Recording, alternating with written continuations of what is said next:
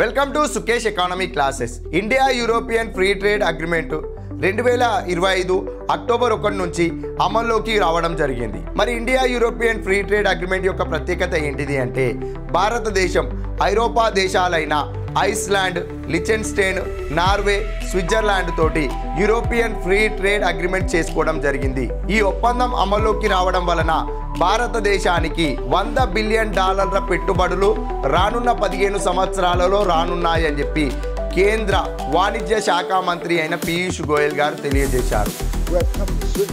Countries have committed $100 billion FDI in the next 15 years. ఈ $100 billion అంటే సుమారుగా 8.90 లక్షల కోట్ల పెట్టుబడులు భారతదేశంలో ఈ ఐరోపా దేశాలైన 4 దేశాలు రానున్న 15 సంవత్సరాలలో పెట్టుబడులు పెట్టనున్నాయి. ఈ $100 బిలియన్ పెట్టుబడితోటి భారతదేశంలో ఉన్న ప్రజలకు దాదాపుగా 10 లక్షల మందికి ఉద్యోగ అవకాశాలు కూడా ఈ ఇండియా యూరోపియన్ ఫ్రీ ట్రేడ్ అగ్రిమెంట్లో భాగంగా ఉద్యోగ అవకాశాలు కూడా లభించే అవకాశం ఉంది. Thank you.